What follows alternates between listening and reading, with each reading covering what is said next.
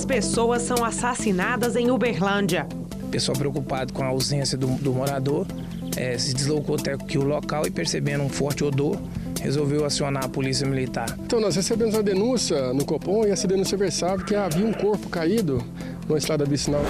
Projeto de lei propõe facilitar o registro e o porte de arma de fogo. Hoje existe uma postura pela Polícia Federal de restringir ao máximo o porte de arma. Chuva provoca estragos em Uberaba na tarde de hoje. Por volta das 2h da tarde, chovia forte. Uma grande enxurrada se formou aqui na porta da casa do senhor José Carvalho, que tem 69 anos. Quando ele chegou aqui no portão, ele viu o seu carro sendo arrastado. Um dos principais reforços do Cruzeiro já está em Belo Horizonte. O Band Cidade desta segunda-feira está no ar.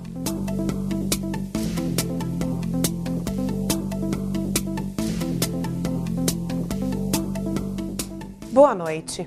O segundo latrocínio de 2015 em Uberlândia, roubo seguido de morte, foi registrado em um sítio na BR-365, saída para Ituiutaba. Um executivo foi brutalmente assassinado. O executivo aposentado Ilo Martins dos Santos, de 47 anos, costumava passar os finais de semana em um sítio a 30 quilômetros da zona urbana de Uberlândia. Ele foi visto pela última vez no sábado pela manhã, próximo ao local do crime. Hoje, devido ao mau cheiro, os vizinhos acionaram a polícia militar. Aqui é uma venda próxima aqui da fazenda de Sornilo. O pessoal preocupado com a ausência do morador se deslocou até aqui o local e, percebendo um forte odor, resolveu acionar a polícia militar. Ele foi encontrado com um corte profundo no crânio. Ainda não se sabe o que teria motivado o latrocínio, mas foram levados pertences do local e 2 armas de fogo. O principal suspeito do crime é o caseiro, que estava trabalhando há apenas uma semana no sítio. Nós temos suspeita aqui do caseiro, que está desaparecido. Foi encontrado alguns indícios, alguns vestígios aqui que leva a crer que ele, se ele não participou, não foi o autor, ele foi co-partícipe aqui do homicídio. O caseiro não conseguiu levar a caminhonete e fugiu em um cavalo que foi encontrado horas depois. A polícia militar continua as investigações para tentar encontrar Wesley Alves dos Santos, de 36 anos, que veio de Goiás para trabalhar na zona rural. Aí, na presença aqui de familiares, vamos fazer uma vistoria no imóvel, o que poderá ser constatado aí mais a subtração de mais alguns pertences da vítima. E a 10ª morte violenta em Uberlândia foi registrada na tarde desta segunda-feira. O crime foi em uma estrada vicinal perto da BR-050, saída para Uberaba. O crime aconteceu em uma estrada vicinal próxima à BR-050.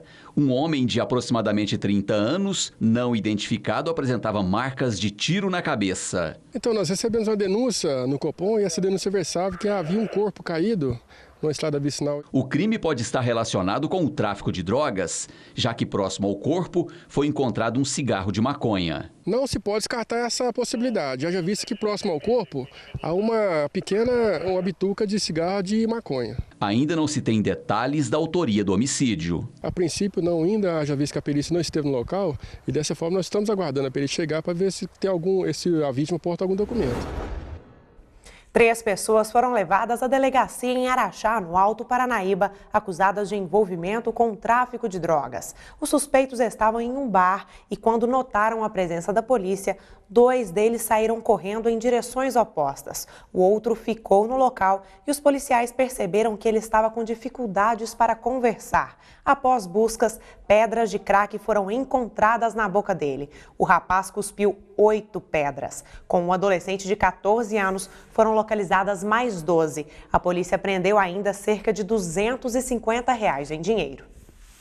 E 2 pessoas foram presas na área central de Santa Vitória, no Pontal do Triângulo, também acusadas de envolvimento com tráfico de drogas. Com os suspeitos, a polícia localizou 2 pedras de crack, um celular e R$551 em dinheiro. Na residência do acusado, a polícia encontrou mais 2 pedras. O casal foi preso em flagrante e conduzido até a delegacia de Polícia Civil, juntamente com a droga.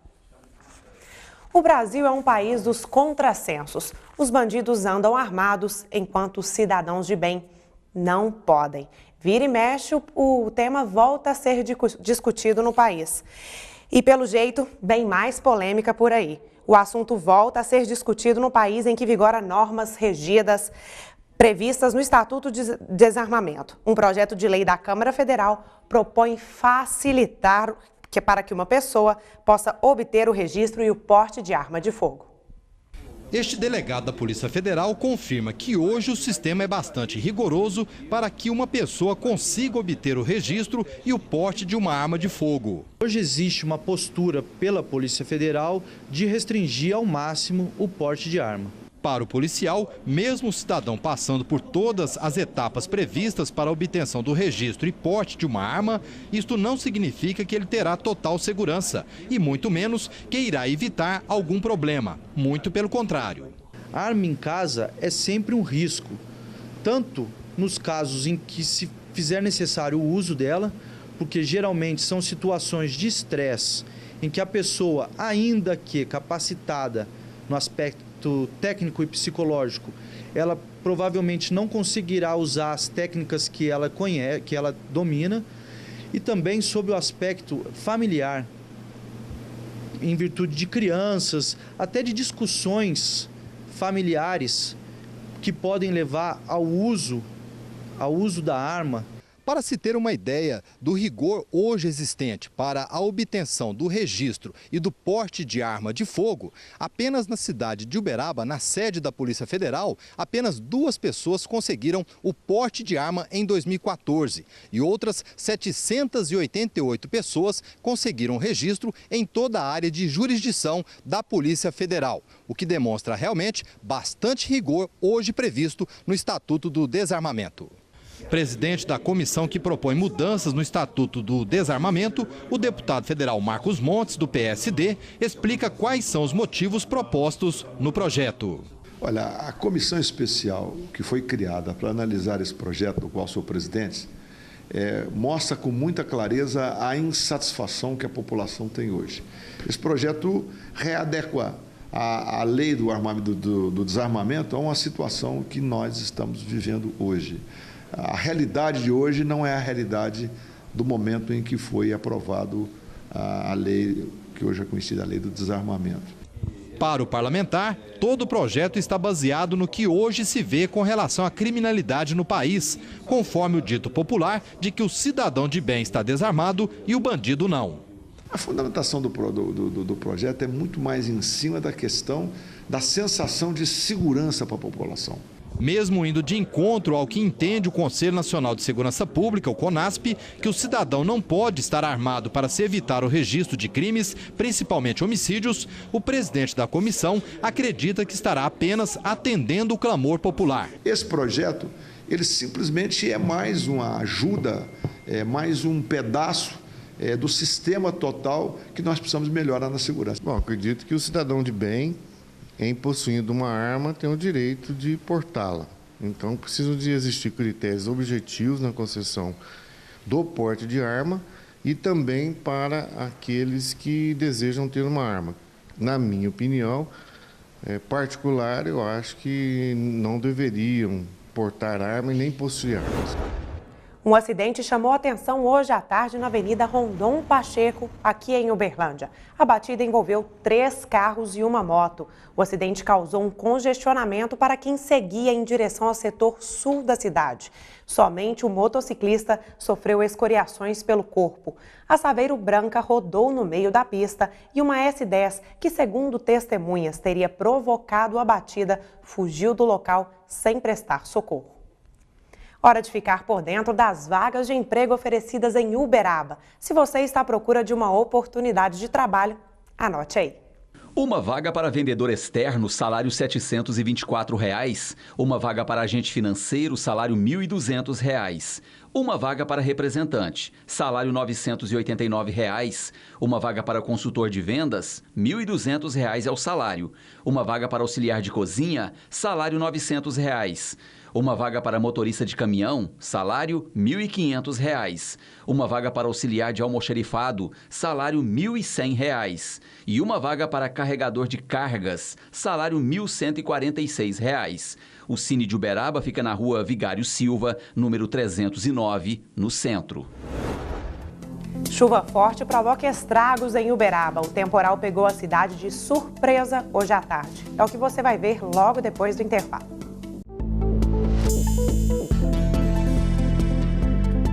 O governador de Minas, Fernando Pimentel, falou sobre o problema de abastecimento de água no estado. Ele aproveitou para anunciar medidas que serão tomadas a curto e longo prazo.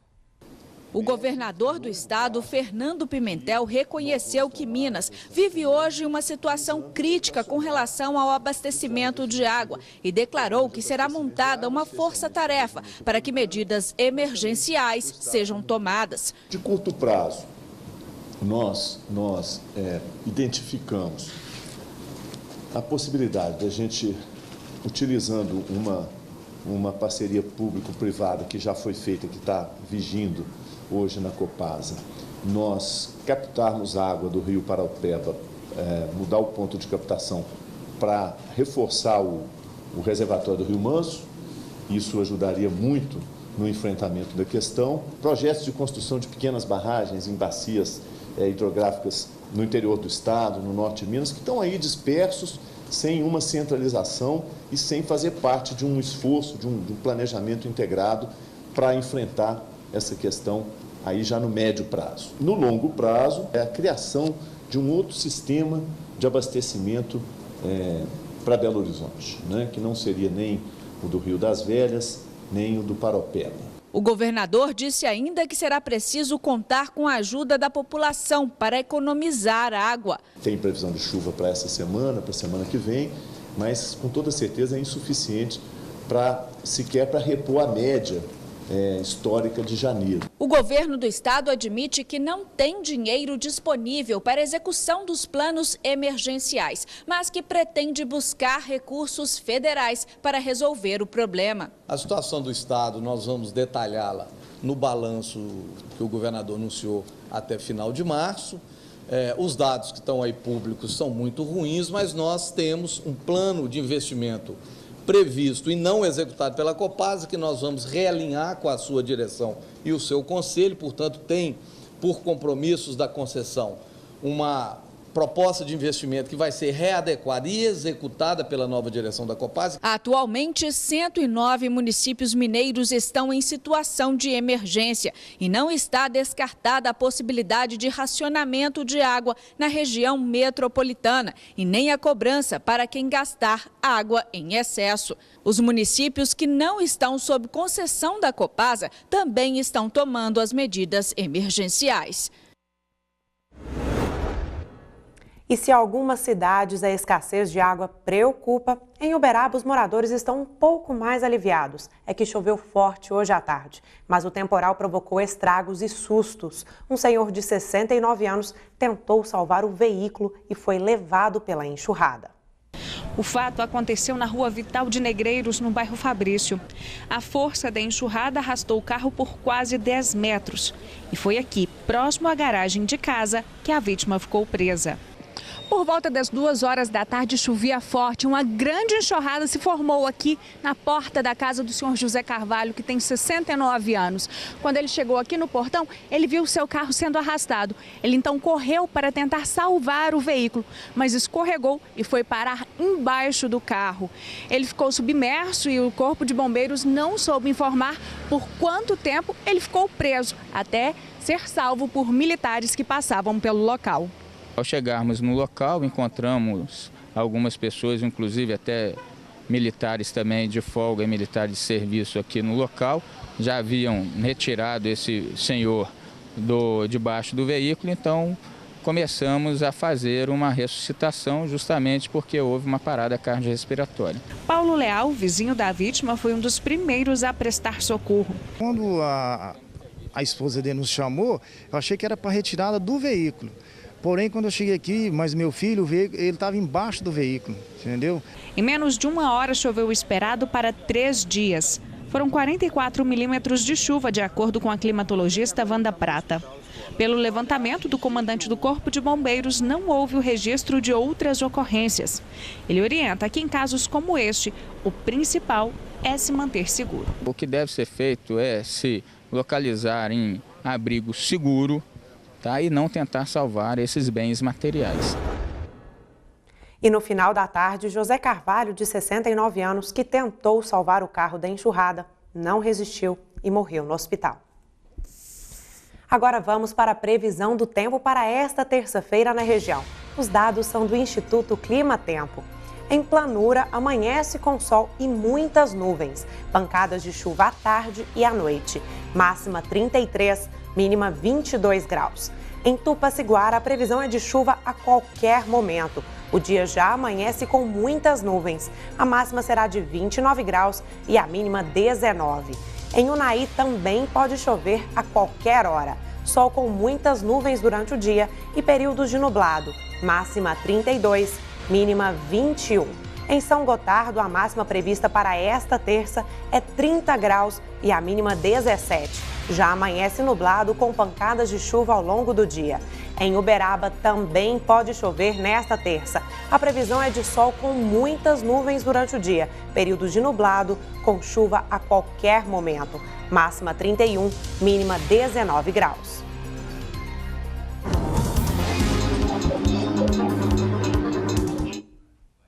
O pimentão é uma das hortaliças mais consumidas pelo brasileiro. Além dos nutrientes, ele proporciona um bom visual ao prato.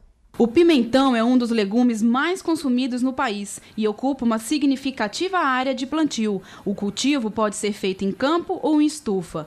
Na chácara do seu Maurício, que fica a cerca de 50 quilômetros do centro de Brasília, são 64 estufas só de pimentão. Ele garante que a qualidade é incomparável. Para a viagem para Manaus, que vai de 10, 12 dias de viagem, a gente observou que o pimentão de estufa ele estava suportando essa viagem muito, assim, com uma qualidade muito superior ao do campo. Mesmo com as mudanças de temperatura típica da região, existem duas técnicas que previnem a perda da hortaliça. A primeira é o gotejamento, que na época da seca leva até 1,5 litro de água por dia para cada planta. A outra é o telado, ou seja, a colocação de uma tela em cima da plantação para diminuir a incidência do sol. Nesta chácara é usado um modelo importado feito de aluminete, que permite diminuir em até 4 graus a temperatura dentro da estufa. Já na época do frio, ela mantém durante toda a noite o calor absorvido do sol. Ele tem a característica de reter calor durante o dia,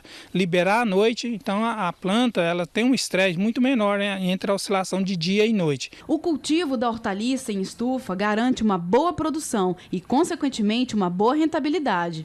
Há mais de 15 anos, este produtor rural deixou de lado o tomate, repolho e a cenoura para se dedicar apenas ao pimentão. Enquanto no campo se colhe 2 quilos do produto, na estufa são retirados até 10. Nos meses de fevereiro a maio, a safra atinge seu ápice e a colheita chega a 1.000 caixas por semana. Os pimentões cultivados aqui na chácara do seu Maurício são encaminhados para a cooperativa local que abastece as principais redes de supermercados e hipermercados de Brasília. O investimento é alto, relativamente alto, mas ele se paga, né? Então, assim, nós trabalhamos com um planejamento aí que uma estrutura dessa aqui, né, a gente leva aí 2 anos até 3 anos para pagar. A área com plantio direto no Brasil é de aproximadamente 31 milhões de hectares, principalmente nas lavouras de soja e milho. Um dos princípios do sistema é a formação de uma palhada volumosa. Solo descoberto é solo vulnerável ao arrasto da camada fértil pelas chuvas. É responsável pela alta emissão de carbono e ainda permite grande perda de umidade.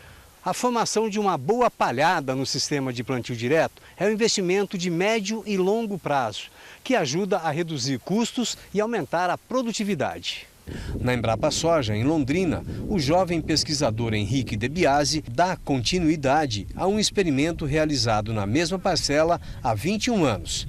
Plantio direto com boa palhada de cobertura e plantio convencional, com solo descoberto, tem diferenças enormes. E olha, uma das formas da gente saber dos benefícios do plantio direto é bem simples, é usando um termômetro. O doutor Henrique, ele vem medindo a temperatura tanto em solo que está coberto com palhada, como em áreas de plantio convencional com solo descoberto. Essa diferença de temperatura, doutor Henrique, chega a ser de quantos graus? Em dias quentes como hoje, nós chegamos a ter diferenças em torno de 15 graus na temperatura na superfície do solo.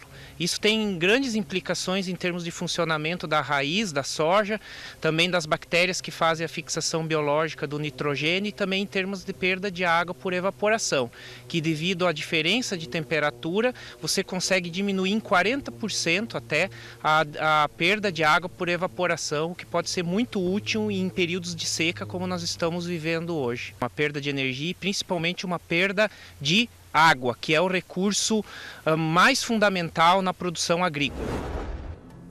Daqui a pouco no Band Cidade tem as notícias do esporte. Um dos principais reforços do Cruzeiro para a temporada 2015 já está em Belo Horizonte. É um instante só, até já!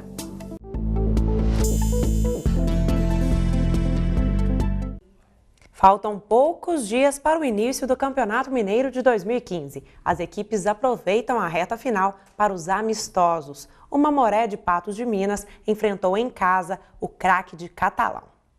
O melhor lance do Mamoré aconteceu aos 36 minutos de jogo, quando em um contra-ataque, o lateral esquerdo Hernani inverteu o jogo lançando a bola para Rodrigo Dias, que avançou pela direita, cruzou rasteiro dentro da área e o atacante Bruno Aquino chutou para o gol. A bola entrou, balançando a rede e a torcida, mas o árbitro já havia parado o jogo, marcando falta no ataque.